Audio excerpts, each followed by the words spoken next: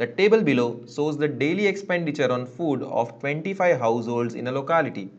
Find the mean daily expenditure on food by a suitable method. Find the mean daily expenditure on food by a suitable method. तो 4 house hold ऐसे हैं जो food पर daily का expenditure करते हैं 100 rupees से लेकर 150, 5 ऐसे हैं जो 150 से 200, 12 ऐसे हैं जो 200 से 250 और ऐसे ही 2 हाउस होल्ड और दूसरे 2 हाउस होल्ड का एक्सपेंडिचर दिया हुआ है। अब यहाँ पर क्लास इंटरवल में डेटा दिया गया है, मतलब ये ग्रुप डेटा है और ग्रुप डेटा के लिए जब हमें मीन को कैलकुलेट करना हो तो उसके लिए हमारे पास होती है 3 मेथड। उसमें से डायरेक्ट मेथड जो है वो कब हम सूटेबल बनती है, जब वैल्यूज छोटी हो। तो यहाँ पर फ्रीक्वेंसी तो छोटी है नंबर ऑफ हाउस होल्ड की, लेकिन यहाँ पर 100, 150 ये थोड़ी बड़ी वैल्यू है, इसलिए डायरेक्ट मेथड तो फिजिबल नहीं है।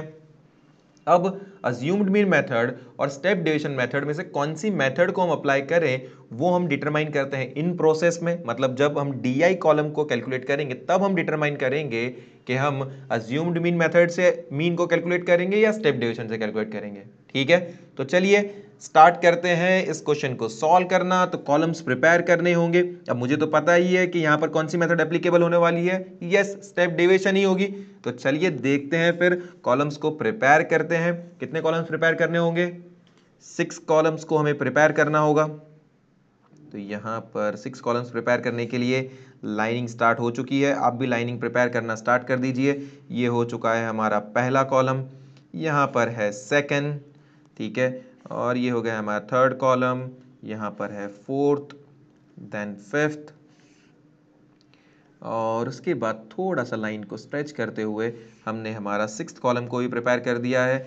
कॉलम हेडिंग के लिए हमने रो को भी प्रिपेयर कर दिया। अब देख लेते हैं कितनी रोज हमें प्रिपेयर करनी होगी। तो 1 2 3 4 एंड 5, तो 5 रोज को हमें प्रिपेयर करना होगा। तो ये है हमारी first row, here comes second row, ठीक है। उसके बाद में हमें थर्ड रो को प्रिपेयर करना है। आप भी देखिए इसी तरीके से आपको भी करना होगा। ये है हमारी फोर्थ रो और ये आ गई हमारी फिफ्थ रो, ठीक है। तो सबसे पहले डेली एक्सपेंडिचर, तो यहाँ पर हम लिख देते हैं डेली एक्सपेंडिचर, ठीक है। उसके बाद क्या दिया गया है? नंबर ऑफ हाउस होल्ड, तो यहाँ पर हमने लिख दिया है नंबर ऑफ हाउस होल्ड को। ये है हमारी फ्रीक्वेंसी। अब ये जो क्वेश्चन में डेटा दिया गया है इसी डेटा को हम पहले यहाँ पर नोट डाउन कर लेते हैं। तो चलिए नोटिंग स्टार्ट करते हैं। डेली एक्सपेंडिचर है 100 रुपीज़ से लेकर 150 तक। फिर उसके बाद है 150 से लेकर 200 तक। फिर उसके बाद है 200 से लेकर 250 तक। फिर 250 से लेकर 300 तक, और ये 300 से लेकर है यहाँ पर 350। अब इसकी करस्पॉन्डिंग जो हाउस होल्ड्स है, मतलब जो हमारी फ्रीक्वेंसी है, उसको यहाँ पर नोट डाउन कर लेते हैं। तो नोटिंग स्टार्ट करते हैं। ये हो जाएगा 4, यहाँ पर है 5, 12, 2 एंड 2, ठीक है।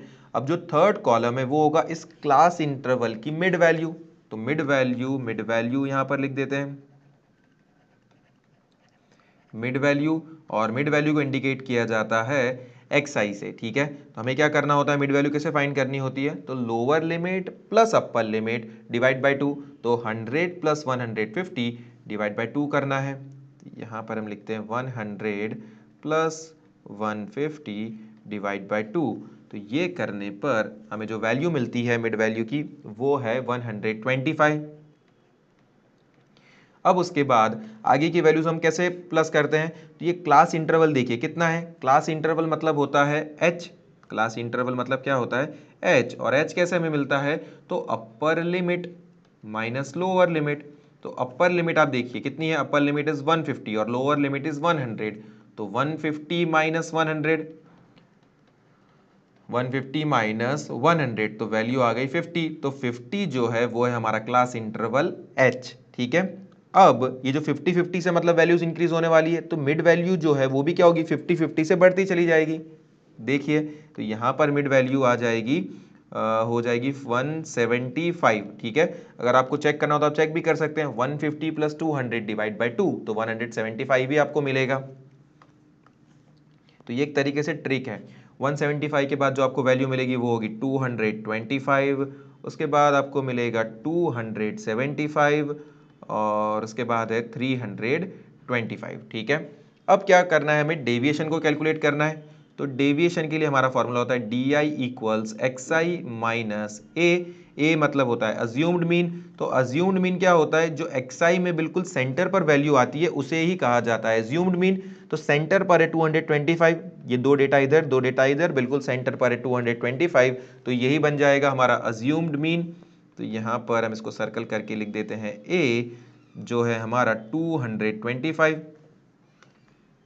अब xi जो है अज्यूम्ड मीन से कितना डेविएट हो रहा है उसी को हम यहाँ पर नोटिंग करेंगे। तो 125 माइनस 225 xi माइनस ए, तो 125 माइनस 225 करने पर हमें वैल्यू कितनी मिलेगी, -100। ये हो जाएगा -50, उसके बाद में 0, उसके बाद 50 और ये हो जाएगा 100। ठीक है, अब यहाँ पर हम डिटरमाइन करते हैं कि हम अज्यूम्ड मीन मेथड से करेंगे या स्टेप डेविएशन से। अगर अज्यूम्ड मीन से करेंगे तो हमें सिंपली यहाँ पर एफ आई डी आई कर देना होगा, मतलब ये एफ आई कॉलम और डी आई कॉलम का मल्टीप्लीकेशन। और अगर स्टेप डेविएशन से करेंगे तो हमें यू आई यहाँ पर कैलकुलेट करना होगा। अब यू आई हम कैलकुलेट कर रहे हैं कि नहीं कर रहे हैं वो डिपेंड करता है हमारे क्लास इंटरवल पर। तो क्लास इंटरवल जो है 50। अब क्या 50 ये 100 और 50 से डिविजिबल है? Answer is yes. ये 100 को अगर मैं 50 से डिवाइड करूंगा तो वैल्यू और छोटी हो जाएगी, तो स्टेप डिवीजन मेथड ज़्यादा कन्वीनियंट है। इसीलिए अब मैं स्टेप डिवीजन के लिए u को कैलकुलेट करूंगा, ui को। इसका फॉर्मूला है xi माइनस ए अपॉन एच। xi माइनस ए तो ऑलरेडी मैं कैलकुलेट कर चुका हूँ, -100। मुझे सिंपली डिवाइड बाय h जो है 50 उसी को करना है। तो -100 अपॉन 50, -100 अपॉन 50 करने पर वैल्यू मुझे कितनी मिलेगी, -2। फिर यहाँ पर मिलेगा -1, 0, 1 और 2।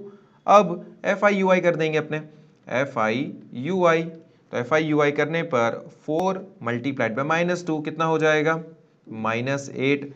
5 multiplied by -1 -5। 12 multiplied by 0 is 0। 2 multiplied by 1 is 2। 2 2 4। अब एफ आई यू आई का सम टोटल मुझे करना है, मतलब sigma F I U I. तो sigma F I U I करने पर हमें वैल्यू मिलती है -7। -7 is sigma F I U I.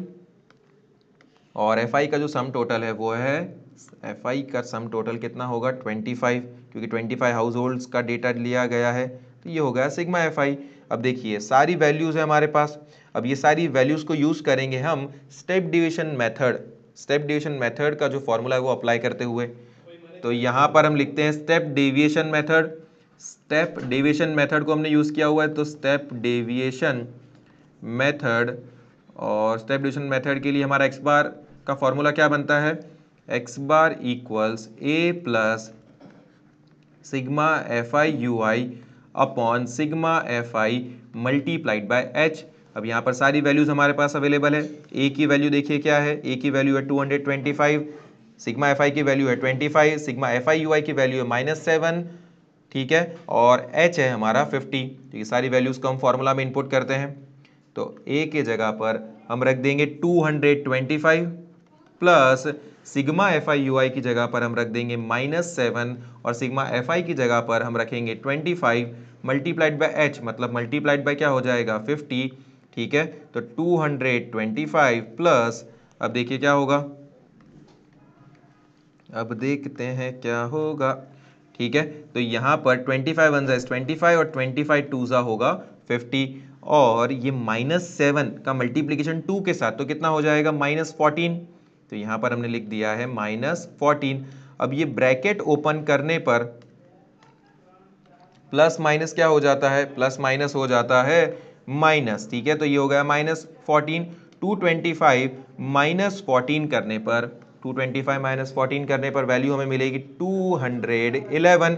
तो 211 जो है वो है हमारा एक्स बार, और यही मीन को हमें कैलकुलेट करना था। तो therefore mean daily expenditure on food is ₹211। इस तरीके से आपको आंसर कर देना है। तो काफ़ी सिंपल सा क्वेश्चन है, आपको बस अच्छे से इसका क्रक्स अंडरस्टैंड करना है कि ये जो ग्रुप डेटा दिया जाता है और उसमें हमें अगर मीन पूछा जाए तो, और सूटेबल मेथड अगर हमसे कहा जाए, तो हमें 3 मेथड को ध्यान में रखना है। एक है direct method, assumed mean method और स्टेप डेविएशन मेथड। हम क्या करते हैं, जब वैल्यू छोटी होती है तो उस पर डायरेक्ट मेथड को अप्लाई करते हैं, और जब वैल्यू बड़ी होती है तो हम DI तक का कैलकुलेशन करके देखते हैं DI तक का कैलकुलेशन करके देखते हैं कि अब हम अज्यूम्ड मीन को अप्लाई करें या स्टेप डेविएशन को। अगर क्लास इंटरवल जो होगा वो DI की वैल्यूज को अगर कम कर सकता है तो स्टेप डेविएशन मेथड, और अगर कम नहीं कर सकता है तो अज्यूम्ड मीन मेथड।